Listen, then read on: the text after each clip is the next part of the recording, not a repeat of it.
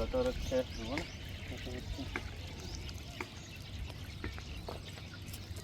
લીલ જ બધી બાજુ ગયેલી છે બધી જ ગંદકી છે આ બતાવો દિનેશભાઈ આ બાજુ થોડું કે હાલત આ લીલ કેટલી બાજી એટલે કેટલા સમય પહેલાંનું આ છે આ વિસ્તાર તમે જો વોર્ડ નંબર 3 ની અંદર પાછળનો જે પાતળી હનુમાન રોડથી પાછળની જે સોસાયટી નીકળાય હાઉસિંગ બાજુ આ વિસ્તાર જ એટલો પહેલાં પણ ઘણી બધી વાર ઘણા વર્ષોથી આવી રજૂઆત આપણે કરી છે પણ ન્યૂઝના માધ્યમથી મીડિયાના માધ્યમથી કોર્પોરેટરોને બોલાવીને જણાવ્યું છે બધી જ વસ્તુ કરી છે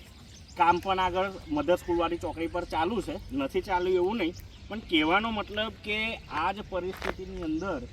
વર્ષો વીતી ગયા પહેલાં પણ સમસ્યા હતી અત્યારે પણ સમસ્યા છે એક બાળકનો જીવ ગયો એ પણ આ સમસ્યાના લીધે જ ગયો છે એ વાત કદાચ પાદરા શહેર ભૂલી ગયું હશે પણ હકની વાતની ટીમ નથી ભૂલી અને જે લોકો એના માટે લડતા હતા એ લોકો નથી ભૂલ્યા એટલે કહેવા માગીએ કે પ્રશાસન તમે કામગીરી કરો ને તો એનો બીજો રસ્તો હોય કેવો રસ્તો હોય કે જ્યારે પણ આ વસ્તુ થતી હોય ત્યારે આપણે એનો રસ્તાની મેં કોઈને અડચણ ના થાય કોઈને તકલીફ ના પડે એવી રીતના કામગીરી થતી હોય પણ આ વાત એવી છે કે અહીંયા ગરીબ અને મધ્યમ વર્ગની પ્રજા રહે છે ને એટલે આ જાડી ચામડીના લોકોને કંઈ પડી નથી એવું લાગે છે માટે આજે વિડીયોના માધ્યમથી આપણે જે પ્રમાણેની લીલ બતાવીએ છીએ આગળ જાઓ તમે દિનેશભાઈ જુઓ જે પ્રમાણેની લીલ બતાવીએ છીએ અને જે પ્રમાણેની દરેક વસ્તુ કરીએ છીએ ને તો એ વસ્તુ જોતાં આ દિનેશભાઈ છે અહીંના સ્થાનિક છે એમને પણ આપણે કીધું હતું કે ભાઈ તમે જુઓ એમને પણ ઘણી રજૂઆતો કરી છે અને દિનેશભાઈ તમે કહો આવે શું છે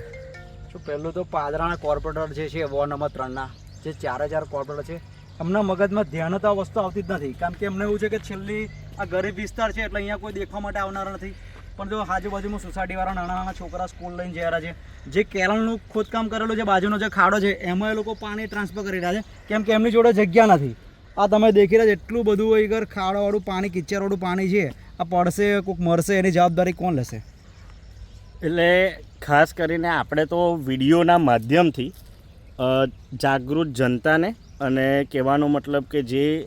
સ્થાનિક ચૂંટાયેલા પ્રતિનિધિઓ છે એમને એટલું કહેવાનું કે તમારી કામગીરી ચાલુ છે એ વસ્તુ સાચી છે પણ તમારી પ્રમાણિકતા એવી હોવી જોઈએ કે જ્યારે કામગીરી ચાલતી હોય ને ત્યારે અહીંના સ્થાનિક લોકોને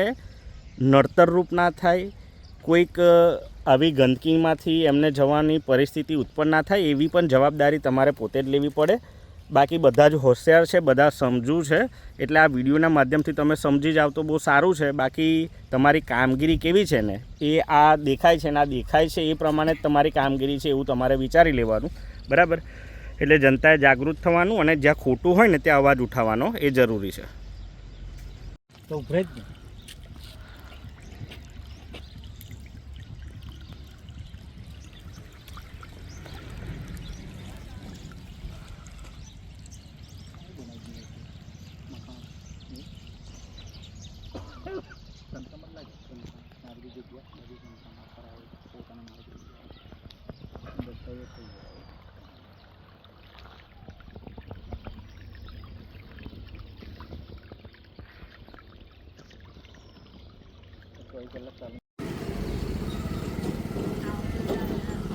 જો તો ગાય આવત પાસે